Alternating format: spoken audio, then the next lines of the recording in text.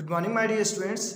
यहाँ पे डिस्कस करेंगे टॉप 10 क्वेश्चंस जो कि क्लास 12th की एनसीईआरटी बुक की बात करें फ्लेमिंगो, तो वहाँ से हमने पोएट्री सेक्शन को यहाँ पे कवर करने की कोशिश कर रहे हैं और टॉप 10 क्वेश्चंस हमने यहाँ पे लिए हुए हैं। और ये वो क्वेश्चंस हैं जो आपको जिनमें से अधिकांशतः क्वेश्चन आपको यहाँ पे एग्जाम में देखने को मिलेंगे, बोर्ड एग्जामिनेशंस में। तो अगर आपने अभी तक इन क्वेश्चंस को नहीं लर्न किया है, की प्रैक्टिस नहीं कर रखी है, तो इन क्वेश्चंस को आप शुरू से लेके अंत तक इस वीडियो को वॉच कीजिएगा और जितने भी इसमें क्वेश्चंस बताए जाते हैं इनको नोट डाउन करके इनकी अच्छे से प्रैक्टिस कर लीजिएगा, क्योंकि इनमें से मैं आपको बता रहा हूँ कम से कम 5 से 6 क्वेश्चन आपको वहाँ पे देखने को मिलेंगे। एटलीस्ट 5 क्वेश्चन तो आपको मिलेंगे ही मिलेंगे इसमें से, मैं बता रहा हूँ। आप अगर वीडियो को वॉच नहीं करते हैं तो कल की डेट में आपको फिर पछताने के अलावा कुछ हाथ नहीं लगेगा। तो यहाँ पे देखिए क्वेश्चन जो हमारे पास है, पहला क्वेश्चन है माई मदर हैड 66 से लिया है हमने, और जो कि कमला दास ने लिखा है। और आपको late winter's moon, cops, pale and weak इस टाइप के वर्ड दिखते हैं, हेज एंड मिस्ट, तो आपको समझ जाना चाहिए ये कौन सी पोम से है, माई मदर हैड 66, और इसके पोइटेस कौन है, कमला दास हैं। ये आपको याद रखना है क्योंकि आपको स्टेंजा भी दिया रहता है जब बात करें यहाँ पे पोएम की। पोइट्री सेक्शन की बात करें तो वहाँ पे एक आपको 2 स्टेंजा दिए रहते हैं और में एक आपको पहले दिया रहेगा। अगर आपको वो नहीं आता है तो आपको चॉइस दी रहती है, तो दूसरा आपके पास स्टेंजा होगा, वहाँ पे आपको नेम ऑफ द पोएट और पोम का भी वहाँ पे आपको एक क्वेश्चन पूछा जाता है, तो आपको ये ध्यान रखना है। पहला क्वेश्चन है why has the mother been compare to the late winter's moon. जो माता जी हैं उनको क्यों कंपेयर किया गया है लेट विंटर मून के साथ, लेट विंटर्स मून के साथ माता जी को क्यों कंपेयर किया गया है, तो आपको इसका आंसर बताना है क्यों कंपेयर किया गया करके, ठीक है। तो इनको इसलिए कंपेयर किया गया है क्योंकि ये कमज़ोर हो चुकी हैं और लेट विंटर्स मून जो है वो भी कमज़ोर रहता है, वीक रहता है, इसीलिए इनको कंपेयर किया गया है। इसकी क्वेश्चन को अच्छे से इसके आंसर को देख लेते हैं। यहाँ पर देखिए, the mother has turned 66। Mother क्या हो चुकी हैं, 66 की हो चुकी हैं। मदर कितने की हो चुकी हैं, 66 की हो चुकी हैं। यहाँ पर माता जी जो हैं 66 साल की हो चुकी हैं। सी लुक्स पेल एंड वीक, कैसी लगती हैं, सी लुक्स पेल एंड वीक, तो पेल एंड वीक लगती है। पेल का मतलब है पीलापन उनमें नजर आता है, और वीक यानी कि कमजोर लगती है। She looks pale and weak. She has lost her shine and energy, उन्होंने अपनी साइन और एनर्जी खो दी है। सी हैज़ लॉस्ट, वो खो चुकी हैं, कहने का मतलब हर साइन, अपनी चमक, एंड एनर्जी ऑफ लाइफ, जो उनकी लाइफ की जो एनर्जी थी और जो चमक थी वो खो चुकी हैं क्योंकि वो बूढ़ी हो चुकी हैं, ठीक है। The late winter's moon looks pale and weak, late winter's moon भी क्या लगता है, पेल एंड वीक, और मदर भी क्या लगती है, पेल एंड वीक, इसीलिए तो कंपैरिजन हो रहा है यहाँ पे, दोनों जब एक जैसी नजर आ रही हैं, ठीक है। तो the late winter's moon looks pale and weak, जो लेट विंटर मून है वो भी पेल एंड वीक लगता है, यानी कि पीला और कमजोर। It also loses its shine, ये भी अपनी चमक खो देता है, कहाँ, in the haze and mist of winter, जो विंटर की हेज एंड मिस्ट है, जो विंटर की धुंध है, उसमें जो है विंटर्स मून जो है वो भी अपनी चमक खो देता है, और माता जी भी अपनी चमक खो चुकी हैं क्योंकि मैंने बोला कि वो 66 की हो चुकी हैं, ये याद रखना है।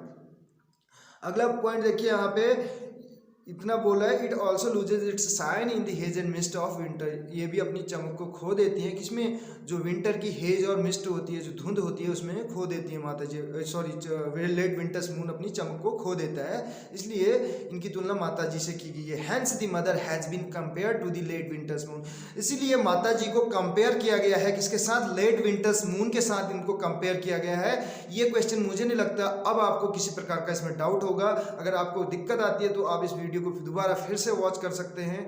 तो दूसरे क्वेश्चन की अगर बात करें तो सेकंड नंबर पे हमारे पास जो क्वेश्चन है उस क्वेश्चन की यहाँ पे बात कर लेते हैं। सेकंड नंबर पे जो हमारे पास क्वेश्चन है, ये मैंने सीधे बुक से ले रखा है, अब टाइप करने में थोड़ा टाइम लगता है तो इसलिए इसको डायरेक्ट हमने यहाँ से बुक से उठाया हुआ है। आप इस क्वेश्चन को देखिए और इस क्वेश्चन के बाद देखिए दूसरे नंबर पर हमारे पास जो क्वेश्चन है वो है what according to the poet, यानी कि कवि के अनुसार, what according to the poet, कवि के अनुसार क्या, what is the only hope, क्या है एकमात्र उम्मीद, क्या है एकमात्र आशा, फॉर द स्लम चिल्ड्रन, जो स्लम के बच्चे हैं, जो बस्ती के बच्चे हैं, उनके लिए एकमात्र उम्मीद क्या है कवि के अनुसार।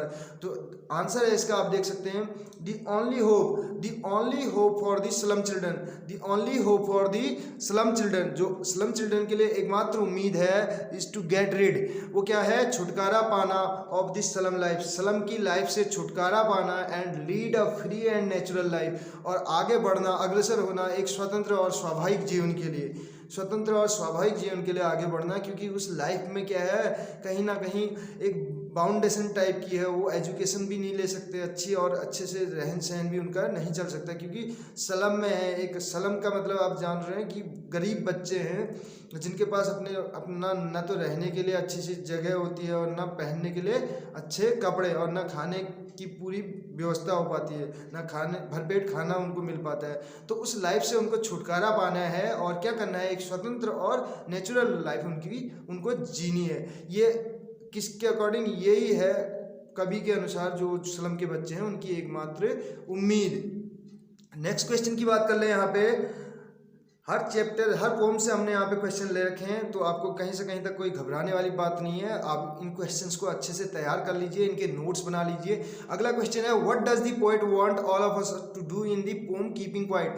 What does the poet want, कवि क्या चाहता है, what does the poet want, कवि क्या चाहता है, ऑल ऑफ अस, हम सबसे, टू डू करना या करवाना, इन द पोम कविता, कीपिंग क्वाइट कविता जो पैब्लो नेरुदा की है, तो इसमें कवि क्या चाहता है, हम सबसे क्या करवाना चाहता है।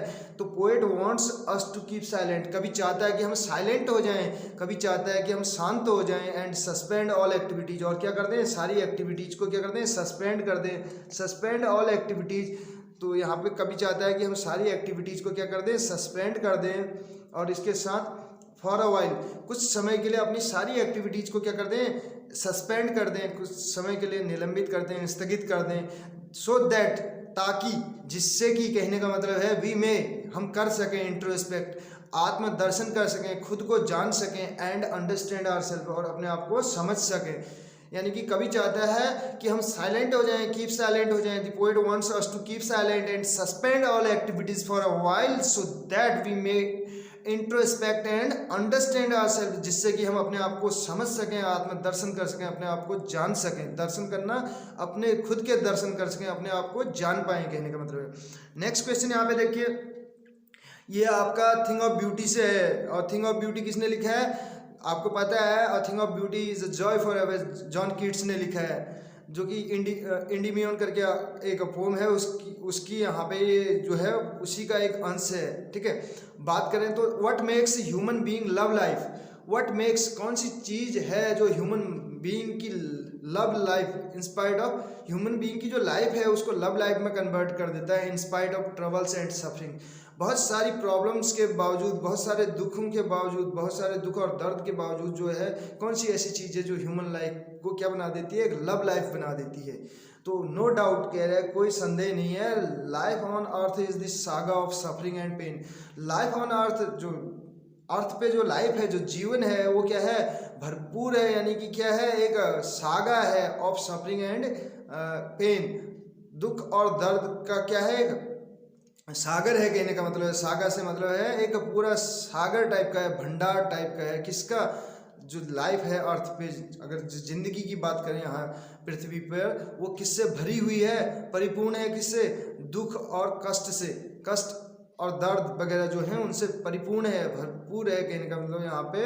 लेकिन इसके बावजूद क्या है, बट द इंटरमीडिएट फेज, जो इंटरमीडिएट फेज है, जो एक प्रक्रिया है, एक क्रिया है, एक चरण है, intermediate phase of Joy and happiness, खुशी और प्रसन्नता का जो एक जो अवस्था है, वो क्या कर देती है, of beautiful life make human being love life, जो ब्यूटीफुल लाइफ है किसकी, जॉय एंड हैप्पीनेस की, वो बना देती है, makes human being love life, human being की लाइफ को क्या बना देती है, एक लव लाइफ में कन्वर्ट कर देती है। यानी कि जॉय एंड हैप्पीनेस वाला जो फेज है वो क्या कर देता है, वो बना देता है क्या, ह्यूमन लाइफ को एक लव लाइफ बना देता है, ठीक है।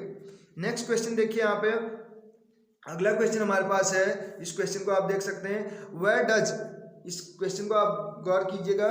नेक्स्ट क्वेश्चन है, where was the roadside stand put up and what for, where was the roadside stand put up, where was यानी कि कहाँ पे जो रोड साइड स्टैंड था वो पुट अप था, स्थापित था, पुट अप करना, स्टैब्लिश करना, यानी कि ठीक है। तो कहाँ पे रोड साइड स्टैंड जो था वो स्थापित किया गया था, एंड व्हाट फॉर, और किस उद्देश्य के लिए, किस पर्पज के लिए स्थापित किया गया था। तो यहाँ पे अगर बात करें, the roadside stand was put up, आप देख सकते हैं द रोड साइड स्टैंड जो था वो पुट अप किया गया था, कहाँ पर, road side stand was put up near the honours, near the honours, honours का मतलब है मालिक, of the houses, near the honours of the house, जो हाउस का जो ऑनर होता है, जो मकान का जो मालिक होता था, उसके पास में, उसके घर के पास में विद अ न्यू शेड, एक नए छप्पर के साथ, एक नए झोपड़े के साथ, हट बोल सकते हैं जिसको, न्यू शेड, एक छप्पर के साथ वो स्थापित किया गया था। रोड साइड स्टैंड कहाँ स्थापित गया था? Road side stand was put up near the honours of the house, near the honours of the house, जो ऑनर्स थे हाउस के, उनके घर के पास में एक न्यू सेट के साथ ये स्थापित किया गया था। It was made to earn some money, ये बनाया किस लिए गया था? इसको स्थापित इसलिए किया गया था ताकि कुछ पैसे कमा सकें। इट वॉज मेड, यह बनाया गया, टू अर्न सम मनी, कुछ पैसे कमाने के लिए, ताकि अपनी ज़िंदगी को सुचारू रूप से चला सके। नेक्स्ट देखिए, नेक्स्ट क्वेश्चन है यहाँ पे आंट जेनिफर्स टाइगर से ये क्वेश्चन आपके लिया गया है और इसमें है how have aunt Jennifer's tigers been defined, कैसे आंट जेनिफर के जो टाइगर हैं उनको डिफाइन किया गया है, कैसे परिभाषित किया गया है उनको। Aunt Jennifer's tigers are the creation, वो क्या है? क्रिएशन है ऑन अ पैनल, यानी कि पैनल, जो एक आपने देखा होगा जो स्वेटर बुनने वाले जो पैनल्स होते हैं, तो उन पैनल पे जो स्वेटर बाय हर, जो उनके द्वारा आंट जेनिफर के द्वारा जो स्वेटर बुना जा रहा था वो पैनल पे, उसकी एक क्रिएशन है। क्या? Aunt Jennifer's tiger. Aunt Jennifer's tiger का मतलब है जो क्रिएशन, जो बनावट, जो बुनाई वो कर रहे हैं वो पैनल के थ्रू, जो पैनल पे उन्होंने वो कर रखी है, वो क्या है? कह रहा है आंट जेनिफर्स टाइगर है, उसी को आंट जेनिफर के टाइगर की यहाँ पे संज्ञा दी गई है, उसी रूप में परिभाषित किया गया है। नेक्स्ट क्वेश्चन आप देख सकते हैं यहाँ पे, ये क्वेश्चन भी बहुत बार पूछा गया है और इस क्वेश्चन को देखिए यहाँ पर, क्वेश्चन जो हमारे पास है इसमें देखिए इस क्वेश्चन को, what is the theme of the poem aunt Jennifer's tiger, क्या थीम है? कह रहा आंट जेनिफर्स जो टाइगर जो पोम है, कविता है, उसकी थीम क्या है, उसकी विषय वस्तु क्या है? तो women's suffering in married life, महिला की एक जो सफरिंग है, पीड़ा है, इन मैरिड लाइफ, शादीशुदा जीवन में, is the theme of the poem keeping quiet, sorry, aunt Jennifer's tiger. Aunt Jennifer tiger की जो थीम है वो क्या है? आंट जेनिफर्स टाइगर की जो थीम है वो क्या है? Women's suffering in married life, women's suffering in married life, इतना सा आपको याद करना है। महिलाओं का दर्द शादीशुदा जीवन में जो है वो ही इसकी क्या है? थीम है, यानी कि एक बाउंडेशन, जो महिलाओं की एक बाउंडेशन होती है, बाध्यता होती है मैरिड लाइफ में, उसको यहाँ पे बताया गया है किसके? आंट जेनिफर्स के टाइगर के द्वारा। अगला क्वेश्चन देखिए, what do aunt Jennifer's tiger signify, तो आंट जेनिफर के जो टाइगर हैं वो क्या सिग्निफाई करते हैं, किस चीज़ को बताते हैं, किस चीज़ को दर्शाते हैं? तो आंट जेनिफर्स टाइगर जो हैं signify the boldness, elegance and chivalry, तो बोल्डनेस, एलिगेंस एंड सिवेलरी, तो आपको कैसे याद करना है? मैंने बताया था सीबीएसई आपको याद करने में, अपने स्टूडेंट्स को बताता हूँ कि सीबीएसई आपको पता है, सीबीएसई पैटर्न होता है, तो सीबीएसई में से आपको एस हटा देना है यहाँ से, सीबी, सिवेलरी, बोल्डनेस और यहाँ पे एलिगेंस, ये तीन मेन वर्ड हैं, बहादुरी, भव्यता और सिवेलरी। विमेन वर्शिपिंग बोला जाता है, महिलाओं को जो सम्मान देने के लिए जो यूज किया जाता है, ठीक है। अगला देखिए यहाँ पर next, what is the childish longing, childish longing क्या है बोल रहा है, चाइल्डिश लॉन्गिंग क्या है? तो इस क्वेश्चन का हमें आंसर बताना है, चाइल्डिश लॉन्गिंग क्या है करके। What is the childish longing, lounge यानी कि लॉन्गिंग यहाँ पे वर्ड दे रखा है, लॉन्ज मीन्स भी अभिलाषा, इच्छा, आकांक्षा वगैरह होता है, तो यहाँ पे क्या है वो childish longing, that the poet refers, जिसको पोएट रेफर करता है इन दी पोम, और road side stand, road side stand में जो है पोएट रेफर करता है उसको, चाइल्डिश लॉन्गिंग वो क्या है? तो यहाँ पे चाइल्डिश लॉन्गिंग, दैट जो चाइल्डिश लॉन्गिंग है जिसको यहाँ पे पोएट रेफर करता है, poet refers is unrealistic, realistic होती है वास्तविक और अनरियलिस्टिक अवास्तविक, यानी कि काल्पनिक, जो वेटिंग है ऑफ रोड साइड ड्वेलर्स, जो रोड साइड ड्वेलर्स जो हैं उनकी जो एक अवास्तविक रूप से किसी चीज़ की प्रतीक्षा करना, एक तो ये होता है कि कोई आ रहा है उसका वेट कर रहे हैं, वो वास्तविक कहलाता है, और एक कोई मतलब आपको पता नहीं है कि आपके पास आ रहा है नहीं आ रहा है, लेकिन अगर कोई जा रहा है उस सड़क से होते हुए, उसकी आप प्रतीक्षा कर रहे हैं, उसको अपना एक ग्राहक मान के, तो ऐसे ही ये रोड साइड स्टैंड के जो लोग हैं वहाँ पे, तो वो भी क्या करते हैं, कहने का मतलब है चाइल्डिश लॉन्गिंग का मतलब है वो रोड साइड स्टैंड वाले जो भी जिन्होंने रोड साइड स्टैंड खोला होता है उनके अंदर भी एक बच्चों वाली अभिलाषा होती है। जो कोई भी वहाँ से जा रहा होता है उसको अपना एक, उसमें वो क्या देखते हैं, अपना एक कस्टमर देखते हैं, अपना एक ग्राहक देखते हैं। तो वही चाइल्डिश लॉन्गिंग है यहाँ पे। Unrealistic waiting of road side dwellers, जो अनरियलिस्टिक वेटिंग है रोड साइड ड्वेलर्स का, ड्वेलर्स यानी कि जो वहाँ पे रोड साइड स्टैंड जिन्होंने स्थापित कर रखा है। फॉर पर्सपेक्टिव कस्टमर्स, यानी कि आने वाले कस्टमर्स के लिए, जो पर्सपेक्टिव यानी कि जिनको वो अपना कस्टमर मान चुके हैं, कहने का मतलब है वो हैं नहीं है वो तो बात की बात है, लेकिन जो वहाँ से जा रहे हैं उसको हर किसी को किस नज़र से देखना कि शायद इसमें से कोई हमारा ग्राहक होगा, इस नज़र से देखना, वही क्या है, चाइल्डिश लॉन्गिंग है। लास्ट क्वेश्चन यहाँ पे आप देख सकते हैं 10th नंबर का क्वेश्चन हमारे पास, और बहुत ही इंपॉर्टेंट क्वेश्चन है। How will counting up to 12, जो है counting up to 12 and keeping still help us achieve. Still का मतलब है क्वाइट, यहाँ पे स्टिल की जगह हमें एक वर्ड दे दिया, यानी कि स्टिल दे वर्ड दे दिया यहाँ पे क्वाइट की जगह। तो क्वाइट भी दो टाइप का होता है, अगर बात करें, एक क्वाइट होता है QUIET, ये तो क्वाइट मीन्स होता है शांत, और दूसरा क्वाइट होता है काफ़ी, ये एडजेक्टिव है। ये क्या है, ये एडजेक्टिव है।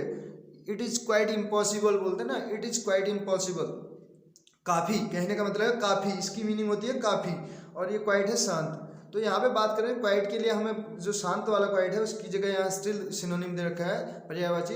तो how will counting up to 12, कैसे जो है काउंटिंग अप टू 12, 12 तक गिनना, एंड कीपिंग स्टिल, शांत रहना, हेल्प अस अचीव, हमें किसी चीज़ को अचीव करने में कैसे सहायता करेगा। शांत रहना, अगर 12 तक काउंटिंग हो रही है तब तक हमें अपने आप को शांत रखना, और क्या करना, कुछ यानी कि हेल्प करेगा। अगर 12 तक कोई काउंटिंग कर रहा है तो उसमें अपने आप को हम शांत रखेंगे तो वो हमें हेल्प कैसे करेगा, कह रहा है। तो कैसे हेल्प करेगा, क्योंकि हम अपने आप को जान पाएंगे। इस दौरान हमें क्या करना है, मेडिटेटिव मूड में रहना है, मेडिटेशन करना है, कहने का मतलब है। अब देखिए इसमें counting up to 12 help us, counting up to 12, 12 तक गिनना हमें हेल्प करेगा। टू थिंक अबाउट, किस चीज़ के बारे में, सोचने के लिए। To think about the world, पूरे संसार के बारे में सोचने में हमें हेल्प करेगा। एंड नेचर अराउंड अस, जो हमारे इर्द गिर्द का जो नेचर है, जो प्रकृति है, जो वातावरण है, उसके बारे में सोचने में हमारी हेल्प करेगा। तो counting up to 12 help us to think about the world and nature around us, ये आपको याद रखना है। नेचर अराउंड अस का मतलब है जो प्रकृति हमारे चारों ओर है, जो इर्द गिर्द है, उसके बारे में सोचने समझने में हमारी हेल्प करेगा। It will give us time, यह हमें समय देगा टू इंट्रोस्पेक्ट, आत्मदर्शन का समय देगा, हमें अपने आप को जानने का समय देगा। एंड थिंक, और सोचने का समय देगा, अबाउट केओस, केओस का मतलब है अव्यवस्था, गड़बड़। ये केओस पढ़ना है, इसको चाओस नहीं पढ़ना है, इसको केओस पढ़ेंगे। Think about chaos the human has created, जो किसने, जो अव्यवस्था किसने फैला रखी है, ह्यूमन हैज क्रिएटेड, जो ह्यूमन ने क्रिएट कर रखी है। जो ह्यूमन यानी कि मनुष्य, मानव द्वारा जो उत्पन्न की गई है जो अव्यवस्था या गड़बड़, उसके बारे में सोचने में हमें हेल्प करेगा और अपने आप को जानने में मदद करेगा। ऐसे जो है काउंटिंग अप टू 12 हमें हेल्प करेगा अपने आप को शांत रखने में, और हमारे इर्द गिर्द कितनी चीज़ें जो हो रही हैं और अपने आप को जानने समझने में हमारी हेल्प करेगा। तो कैसी लगी आपको वीडियो ज़रूर बताइएगा। मैं फिर से आपसे कह रहा हूँ, इस वीडियो को आप एक बार नहीं, अगर आपको एक बार में लर्न नहीं होता है तो आप एक नहीं, दो नहीं, 3 बार इस वीडियो को देखिए, और उसके बाद मैं आपसे प्रॉमिस करता हूँ इसमें से आपको कम से कम 4 से 5 क्वेश्चन तो एटलीस्ट मिलेंगे आपके एग्जामिनेशन में। बोर्ड एग्जाम की बात मैं आप कर रहा हूँ, तो आपको अगर बोर्ड एग्जामिनेशन में एक अच्छा स्कोर प्राप्त करना है तो इस वीडियो को आप ज़रूर देखिए और अपने फ्रेंड्स के साथ भी शेयर कीजिएगा। और आपका रिस्पांस हमारे लिए मायने रखता है, आप किस तरीके से इस वीडियो को अपने फ्रेंड्स के साथ शेयर करते हैं और किस वे में आप जो है इस वीडियो का रिस्पॉन्ड करते हैं, यानी कि प्रतिक्रिया यहाँ पे व्यक्त करते हैं अपनी, वो डिपेंड करेगा आगे आने वाली वीडियोज़ पे। तो अगर आपको ये वीडियो पसंद आई हो तो अपने फ्रेंड्स के साथ इसको शेयर कीजिएगा, चाहे व्हाट्सएप के माध्यम से हो, फेसबुक के माध्यम से हो, ताकि अधिक से अधिक बच्चों को हेल्प मिल सके इन क्वेश्चंस को समझने में। लास्ट के मैं आपको फिर से प्रॉमिस कर रहा हूँ, 1 महीने की तैयारी आपका पूरा डिसाइड कर देगी कैरियर। आप अगर अच्छा स्कोर प्राप्त करना चाहते हैं, अगर 60 to 80 लाना चाहते हैं, तब तो आप इजीली, मतलब मैं कह रहा हूँ, अगर इन क्वेश्चंस को और जितनी भी वीडियोज हमने बना रखी हैं उनको वॉच कर लेते हैं, तब भी आपके 60 to 70 मार्क्स इंग्लिश में इजीली आ जाएंगे। अगर आप इससे ज़्यादा, इससे बेहतर मार्क्स प्राप्त करना चाहते हैं, अगर आप 80 या 90 से ऊपर जाना चाहते हैं, तो उसके लिए आपको राइटिंग पोर्शन जो है उस पर भी फोकस करना पड़ेगा, जिसमें लेटर राइटिंग है, नोटिस राइटिंग है, रिपोर्ट राइटिंग है, एडवर्टाइजमेंट है, और इसके अलावा आर्टिकल और बात करें तो उसी में हम अनसीन पैसेज की भी बात कर रहे हैं। अनसीन और कॉम्प्रिहेंसिव पैसेज, जो कॉम्प्रिहेंसिव पैसेज वगैरह जो हैं, इनको अगर आप अच्छे से तैयार कर लेते हैं, मुझे नहीं लगता आपको कोई दिक्कत होगी 90+ स्कोर करने में भी। तो thank you so much students, मिलते हैं।